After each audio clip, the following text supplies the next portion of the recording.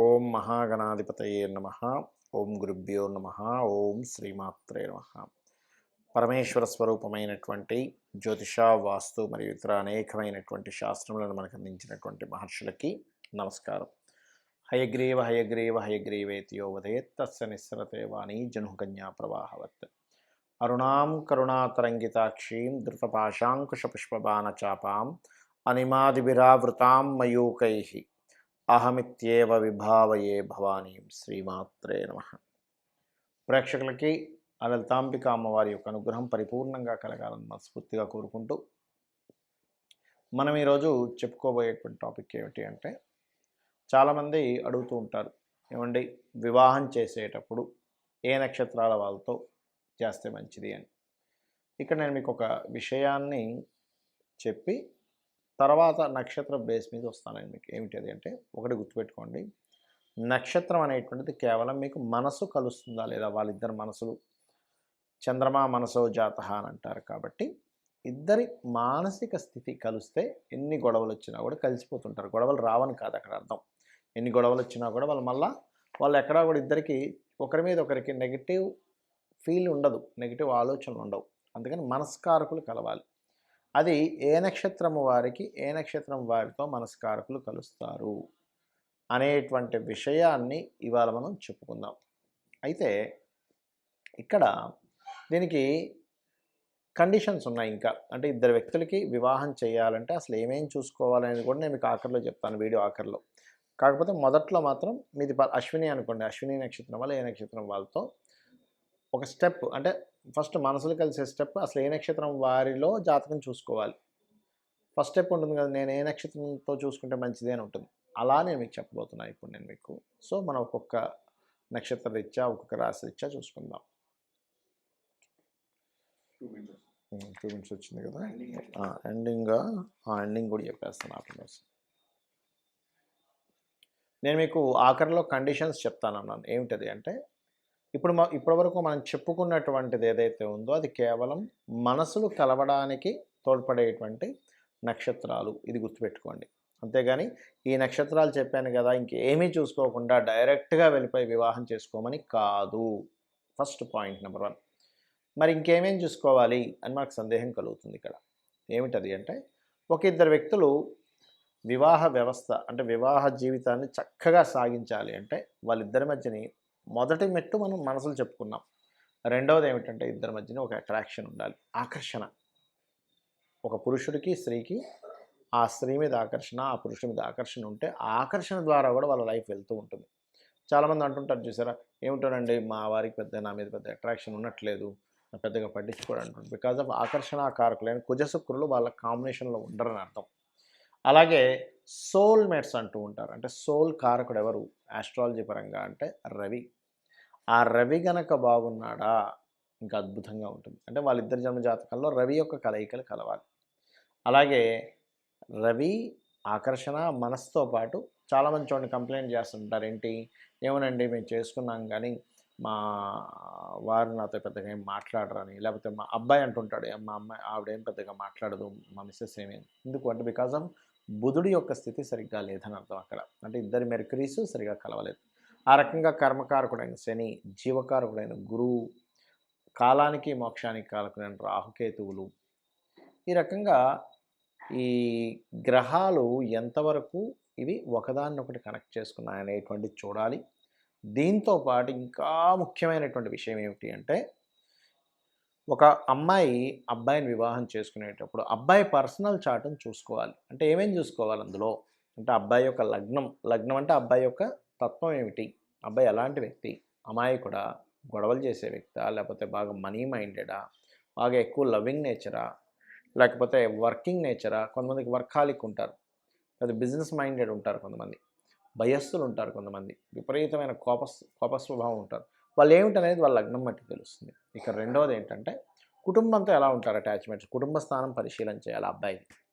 అదేవిధంగా సంతానం, ఎందుకంటే ఇక్కడ అమ్మాయి జాతకంలో కొద్దిగా సంతానం వీక్గా ఉంది, అబ్బాయి జాతకం కూడా వీక్ ఉంటే సంతానం పొందరు, దానివల్ల సంతానం కలగకపోతే ప్రాబ్లం. కాబట్టి ఇద్దరు సంతాన స్థానాలు ఒకరిది కొంచెం తక్కువ ఉన్నా ఒకరిది కొంచెం బాగుంటే కనెక్ట్ అవుతుంది. అలాగే దీంతోపాటు వివాహ స్థానము, వివాహ జీవిత స్థానం ఈజ్ మోస్ట్ ఇంపార్టెంట్ పర్సనల్ చార్ట్లో.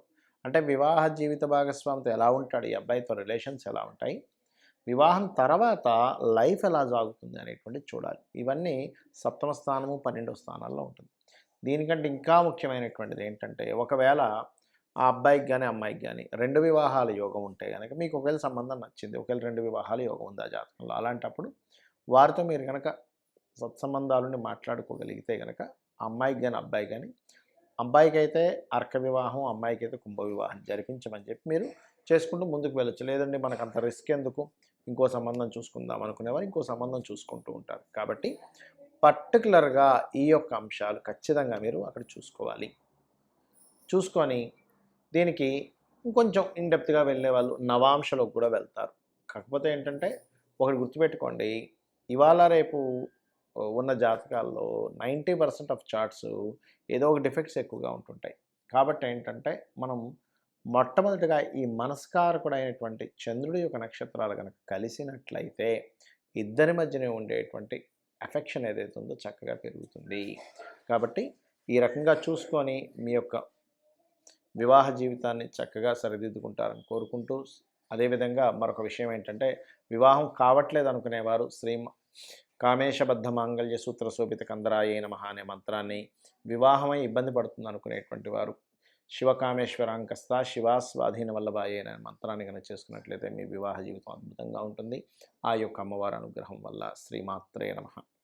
కన్యారాశి వారికి కనుక చూసుకున్నట్లయితే, కన్యారాశిలో ఉండే నక్షత్రాలు ఉత్తర 4వ పాదము, అంటే 2, 3, 4 పాదాలు ఉంటాయి ఉత్తరావి. అదేవిధంగా మళ్ళీ చెప్తాను ఆగండి. కన్యారాశి వారు ఏ రాశి వారితో లేదా ఏ నక్షత్రం వారితో మనసులు కలుస్తాయి అని చెప్పి చూసుకున్నట్లయితే, కన్యారాశిలో ఉండే నక్షత్రాలు ఉత్తర 2, 3, 4 పాదాలు, హస్త నక్షత్రము, చిత్త 1, 2 పాదాలు ఉంటాయి.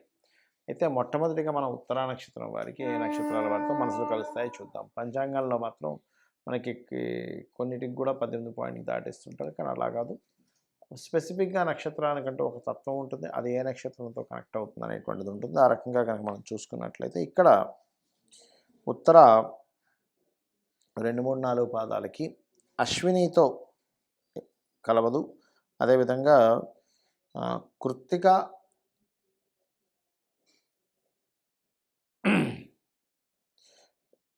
ఉత్తరా నక్షత్రం వారికి కృత్తికతో పనికొస్తుంది. అయితే ఆ కృత్తికలో కూడా 2, 3, 4 పాదాలు కలుస్తాయి. ఒకటో పాదం పనికిరాదు మళ్ళీ. అంటే వృషభ రాశిలో ఉండే కృత్తికతో పనికొస్తుంది.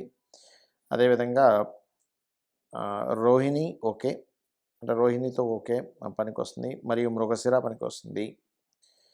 అదేవిధంగా పనికొచ్చేవి మాత్రమే చెప్తానండి, పనికిరాని అనవసరంగా చెప్పి టైం వేస్ట్ చేసుకోవడం ఎందుకు. అదేవిధంగా పునర్వసు నక్షత్రం, అలాగే ఆశ్లేష నక్షత్రం కూడా పనికొస్తుంది. మరియు దీంతో పాటు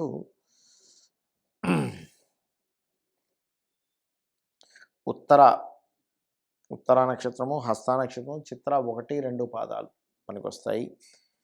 అలాగే మనకి చూసుకున్నట్లయితే విశాఖ నక్షత్రం 4వ పాదం వరకు పనికొస్తుంది. 1, 2, 3 పాదాలు చాలా తక్కువ స్థాయిలో కలుస్తాయి. అలాగే మనకి గమనించుకున్నట్లయితే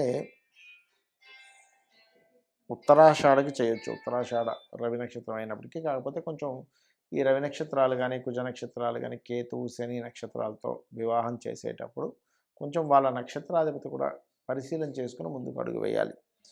అదేవిధంగా శ్రవణము చేసుకోవచ్చు, అంటే మనసులు కలుస్తాయి. అలాగే పూర్వాభాద్ర 4వ పాదం కూడా మనసులు కలుస్తాయి. ఈ రకంగా కన్యారాశిలో ఉత్తరా నక్షత్రం వరకు మనం చెప్పుకున్నాము. ఇప్పుడు అదే కన్యారాశిలో హస్త నక్షత్రం చూసుకోండి. కన్యారాశిలో హస్త నక్షత్రం కనుక చూసుకున్నట్లయితే పర్టికులర్గా ఇక్కడ రోహిణితో కుదురుతుంది. రోహిణి, మృగశిర, పునర్వసు మరియు చూసుకున్నట్లయితే హస్త నక్షత్రంతో కుదురుతుంది. అదేవిధంగా విశాఖ 4వ పాదము ఇవి కుదురుతాయి. అయితే విశాఖ తర్వాత మరి వేరేవేమి కలవ్వా ఏమిటి అని చెప్పి చూసుకున్నట్లయితే ఇది హస్తా నక్షత్రం అయినందుకు మిగతావి ఏవైనా కొద్దిగా అయినా సరే కనెక్టివిటీ ఉంటుందా అని చెప్పి చూసుకున్నట్లయితే ఉత్తరాషాఢతో ఉంటుంది, శ్రవణంతో ఉంటుంది, మరియు ధనిష్ఠతో కూడా మనసులు కలుస్తాయి. అదేవిధంగా పూర్వాభాద్ర 4వ పాదంతోని మరియు రేవతితో హస్తా నక్షత్రం కనెక్టివిటీ ఉంటుంది. అలాగే మనకి చిత్తా నక్షత్రం కనుక చూసుకున్నట్లయితే ఎందుకంటే ఈ కన్యా రాశిలో మిగతా నక్షత్రాల్లో చిత్తా నక్షత్రం చిత్తా నక్షత్రానికి కృత్తిక 4 పాదాలు మరియు అదేవిధంగా రోహిణి, మృగశిర 3-4 పాదాలు, పునర్వసు 4 పాదాలు పనికొస్తాయి. అదేవిధంగా మఖా నక్షత్రము, ఉత్తర 2, 3, 4 పాదాలు మరియు హస్తా నక్షత్రం 4 పాదాలు పనికొస్తాయి మనసులు కలవడం. మరియు చిత్తా నక్షత్రం కూడా కలుస్తుంది. విశాఖ 4 పాదాలు పనికొస్తాయి. అదేవిధంగా మూల మరియు ఉత్తరాషాఢ, శ్రవణం, ధనిష్ట, పూర్వభాద్ర ఈ నక్షత్రాల వారికి ఉత్తరా నక్షత్రంతో కలుస్తుంది.